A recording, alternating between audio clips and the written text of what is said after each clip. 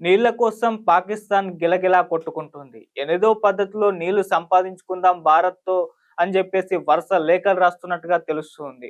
అంటే పహల్గామ్ ఉగ్రదాడి తరువాత భారత్ తీసుకున్న నిర్ణయం ఏదైతే ఉందో సింధు నదీ జలాలను పాకిస్తాన్‌కి చేరకుండా ఆపేయడం అనేది, ఆ ఒప్పందాన్ని రద్దు చేసుకోవడం అనేది పాకిస్తాన్‌ని ఏ స్థాయిలో దెబ్బ కొట్టిందో ఇప్పుడు అర్థమవుతుంది. అంటే పహల్గామ్ ఉగ్రదాడికి బదులు మనం ఈ స్థాయిలో గట్టిగా చెప్పేసాం. అది కూడా సింధు నది జలాల విషయంలో అని చెప్పేసి ఇప్పుడు మన వాళ్ళు కూడా పోస్టులు పెట్టేసి అసలేం జరిగిందా అని చూస్తే మనకు తెలుసు పెహల్గామ్ ఉగ్రదాడి జరగడం అక్కడ మన సిటిజన్స్ అందరూ కూడా ఆహ్, చనిపోవడం. సో, ఈ నేపథ్యంలో భారత్ పాకిస్తాన్‌కు బుద్ధి చెప్పాలని భావించింది.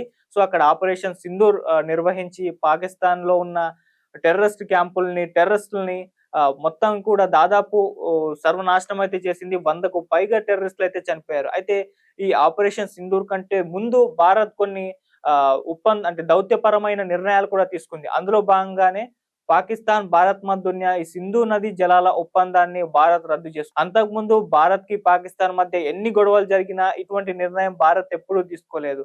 కానీ మొట్టమొదటిసారిగా సింధు నది జలాల విషయంలో మాత్రం ఇటువంటి స్ట్రిక్ట్ డిసిషన్ అయితే భారత్ తీసుకుంది. దీని పట్ల దేశవ్యాప్తంగా కూడా అప్రిసియేషన్స్ అయితే అటు కేంద్ర ప్రభుత్వం పైన రావడం చూసాము.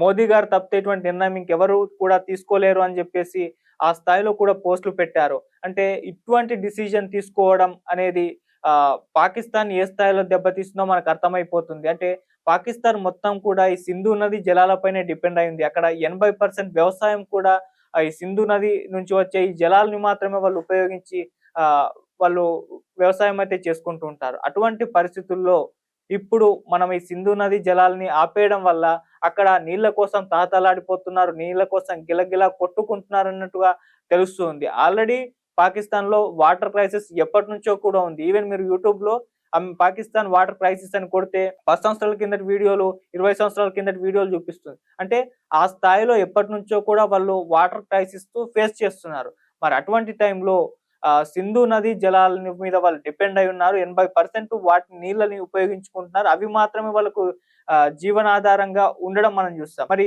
పహల్గామ్ ఉగ్రదాడికి బదులుగా మనం తీసుకున్న డిసిషన్ ఏదైతే ఉందో సింధు నది జలాలను ఆపేసామో ఇక కంప్లీట్ పాకిస్తాన్ ఒక బ్యాక్ ఫుట్ వేసేసిందని చెప్పుకోవచ్చు. అంటే ఇక ఆల్రెడీ వాటర్ క్రైసిస్ తో సతమతం అయిపోతుంది. సింధు నది జలాల మీద కాస్త జీవనాధారం గడుపుతున్న నేపథ్యంలో ఇప్పుడు ఇవి కూడా రాకపోవడం పాకిస్తాన్ కంప్లీట్ గా బ్యాక్ ఫుట్ లో వేసేసిందని చెప్పేసుకోవచ్చు. సో ఆ స్థాయిలో మన నిర్ణయాలు ఉండడం అనేది పాకిస్తాన్ ని పెద్ద స్థాయిలో అయితే దెబ్బతీసి ఇక సింధు నది జలాలు ఆగిపోవడంతో అక్కడ అసలే సమ్మర్ కంప్లీట్ క్రైసిస్ ఫేస్ చేస్తుంది. వ్యవసాయం సరిగ్గా జరగట్లేదు.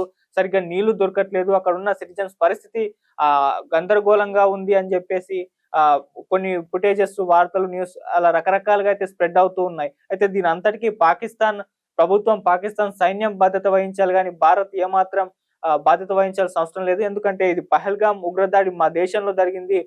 మీ దేశం నుంచి ఉగ్రవాదులొచ్చి మా దేశంలో ఉన్న సిటిజన్స్ చంపేశారు. దానికి బదులుగా మేము చెప్పుకున్నాం. ఇదంతా కూడా పాకిస్తాన్ ఆర్మీ, పాకిస్తాన్ ప్రభుత్వం మాత్రమే బాధ్యత తీసుకోవాల్సిన పరిస్థితి ఇది. అంతే వదిలేశారు. సో ఇది ఇప్పుడు పాకిస్తాన్ ఒక శాంతి ఒప్పందంతో కాళ్ళ బేరానికి వచ్చే ప్రయత్నం అయితే చేస్తుంది. సో అక్కడ జలవనరుల శాఖకు చెందిన మంత్రులు ఎవరైతే ఉన్నారో వాళ్ళు ఇప్పుడు భారత్ జలశక్తి మంత్రిత్వ శాఖలకైతే వరుసగా లెటర్లు పంపుతున్నారు. వదలండి ప్లీజ్ అంటూ వాళ్ళు లెటర్లు పంపుతున్నట్టుగా అనౌన్స్‌మెంట్ అయితే ఒక న్యూస్ అయితే వైరల్ అవుతుంది.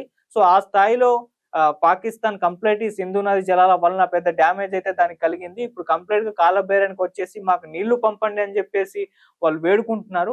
కాకపోతే మోదీ గారు చెప్పిన దాన్ని బట్టి చూస్తే అంటే సింధు నది జలాల్ని కంప్లీట్ భారతీయులకు మాత్రమే వినియోగిస్తామని క్లియర్‌గా చెప్పేశారు. రక్తము, నీళ్లు కూడా ఒకే దాంట్లో ప్రవహించవు. ఒకవేళ పాకిస్తాన్‌తో ఏమన్నా చర్చలుంటే అది ఉగ్రవాదం పైన లేదంటే పీఓకే పైన ఉంటాయి. అంతే తప్పితే మరో అంశం ఉండదు. అండ్ మూడో వ్యక్తి కూడా ఈ చర్చల మధ్య ఉండకూడదు. మధ్యవర్తిత్వం అనేది ఉండదు. 2 దేశాల మధ్య తేలాలి అంటూ ఆయన కూడా చెప్పేయడం జరిగింది. మరిప్పుడు చర్చలంటూ ఉంటే కేవలం ఉగ్రవాదానికి పైన అండ్ పీఓకే పైన మాత్రమే ఉంటాయి గానీ సింధు నది జలాల విషయంలో ఉండవని కూడా ఆయన క్లారిటీగా చెప్పేయడం అర్థమైపోతుంది. అండ్ సింధు నది జలాలని ఇక పాకిస్తాన్‌కు పంపరు. కేవలం భారత్‌లో ఉన్న భారతీయులకు మాత్రమే చెందుతుందని, ప్రతి నీటి బొట్టు కూడా భారతీయులకు మాత్రమే వినియోగిస్తామని కూడా క్లియర్‌గా చెప్పేశారు. కాబట్టి ఇప్పుడు వీళ్ళేవైతే ప్రయత్నాలు చేస్తున్నారో మన జలశక్తి మంత్రిత్వ శాఖలకు కంప్లీట్‌గా లెటర్లు రాస్తున్నారు.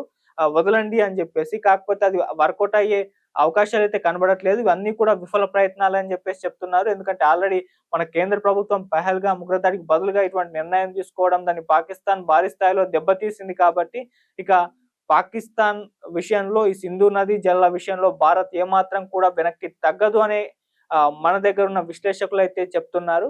చూద్దాం మరి పాకిస్తాన్ చేస్తున్న ఈ ప్రయత్నాలు ఫలిస్తాయా? భారత్ మరి లెటర్లకి ఏ విధంగా రియాక్ట్ అవుతుంది? మోదీ గారు చెప్పిందే ఫైనలా అని చెప్పేసి మనం కూడా వెయిట్ చేసి చూడాల్సిన అవసరం అయితే ఉంది. కాకపోతే ఇది ప్రతి ఒక్కరు కూడా షేర్ చేసుకుంటున్నారు.